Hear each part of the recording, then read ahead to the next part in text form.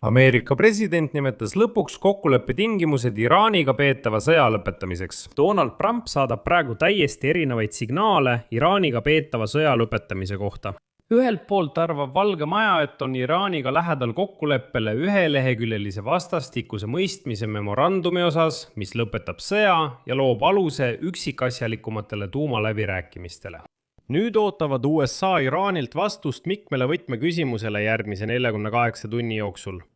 Ja kohe teatas Donald Trump, et Iraan peab nõustuma Washingtoniga sõlmitava kokkuleppe tingimustega. Vastasel juhul ootavad riiki uued enneolematul tasemel õhurünnakud. Ja kui järeleandmine Ameerika Ühendriikide poolt, teatas Trump, et peatab Ameerika sõjaväeoperatsiooni laevade saatmiseks läbi Hormuzi väina. Kuid küsimus jäi õhku. Aga millised on tulevase kokkuleppe tingimused, mida Valge Maja praegu esitab? Ja nüüd nimetas Donald Trump tingimused, mida Iraan peab täitma sõja lõpetamise kokkuleppe sõlmimiseks. Ning just neid me selles saates arutamegi.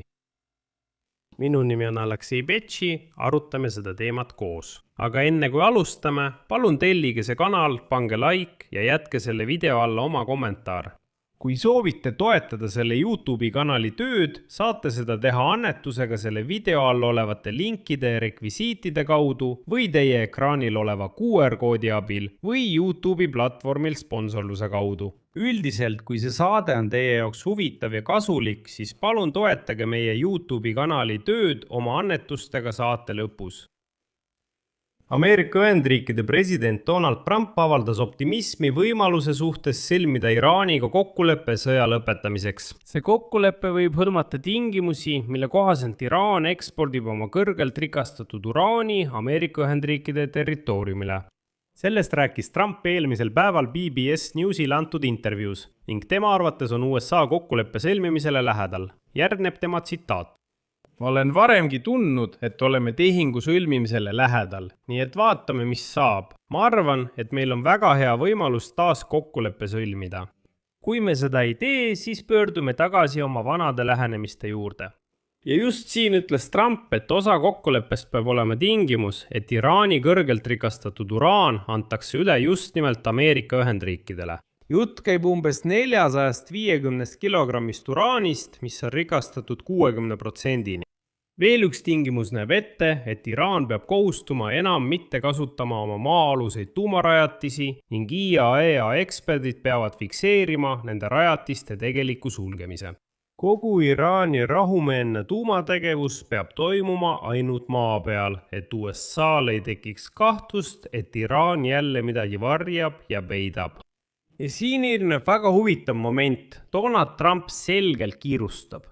Ta teatas, et püüab sõlmida sõja lõpetamise kokkulepet enne oma visiiti Hiinasse järgmisel nädalal. Ta rõhutas, tsiteerin, ma arvan, et sellel on väga head võimalused lõppeda ja kui see ei lõpe, peame naasma pommitamiste juurde, mis muudavad nende elu põrguks.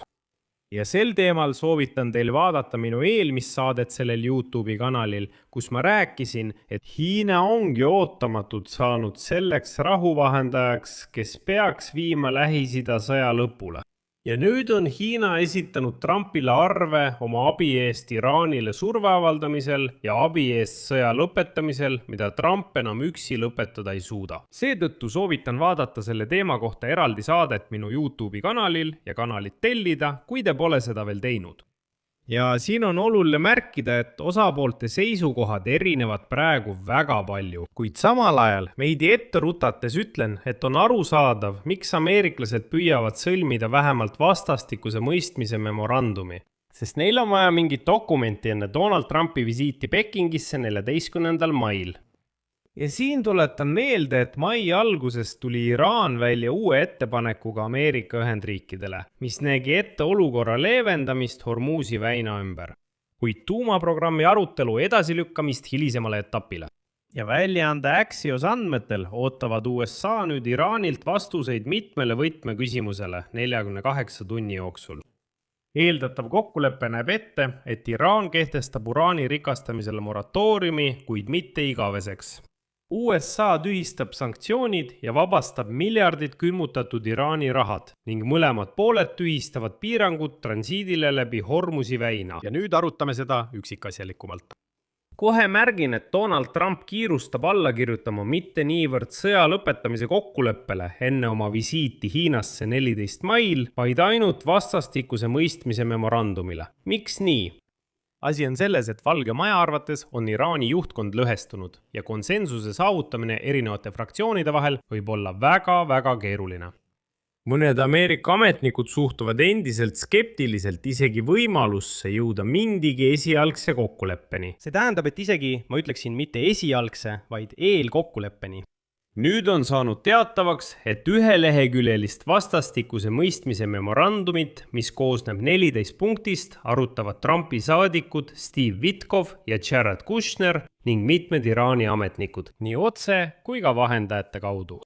Praegusel kujul näeb vastastikuse mõistmise memorandum ette sõja lõpetamise piirkonnas ning 30-päevase läbirääkimiste perioodi alguse üksikasjaliku kokkuleppe sõlmimiseks, Hormuzi väina avamise, Iraani tuumaprogrammi piirangute ja USA sanktsioonide tühistamise osas. Ameerika ametnike sõnul tühistatakse Iraani piirangud laevandusele läbi väina ja USA mereblokaad järk-järgult selle 30-päevase perioodi jooksul. Kui läbirääkimised ebaõnnestuvad, saavad Ameerika väed ühelt poolt taastada blokaadi või jätkata sõjalisi operatsioone. Ja Donald Trump on juba andnud mõista, et USA on valmis uueks pommirünnakute laineks. Kuigi enne visiite Pekingisse on sellised pommirünnakud ebatõenäolised, sest siis on Donald Trump kohtumisel Xi Jinpingiga maksimaalselt ebakindlas olukorras. Seetõttu ta kiirustabki vähemalt memorandumi sõlmimisega. Lisaks märgitakse, et uraani rikastamise moratooriumi kestust arutatakse aktiivselt. Samal ajal väidavad 3 allikat, et see kestab vähemalt 12 aastat. See muudab täiesti tühiseks Trumpi väite, et ta justkui sulgeb Iraani tuumaprogrammi igaveseks. USA soovib samuti lisada seadusesse sätte, mille kohaselt iga Iraani-poolne uraani rikastamise normide rikkumine pikendab moratooriumi või käivitab selle uuesti. Pärast moratooriumi lõppemist saab Iraan rikastada uraani madalale tasemele peaaegu 3,7%-ni, mida kasutatakse tsiviilotstarbel. Samuti kohustub Iraan vastastikuse mõistmise memorandumis mitte kunagi püüdlema tuumarelva omamise poole ega tegelema tegevusega, mis on seotud selle loomisega.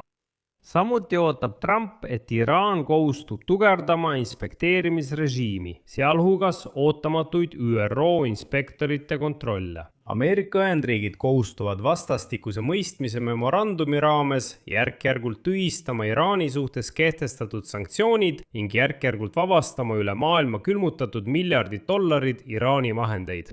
Kuid siin tekib võtmeküsimus, mis võib kõik need tingimused tühistada.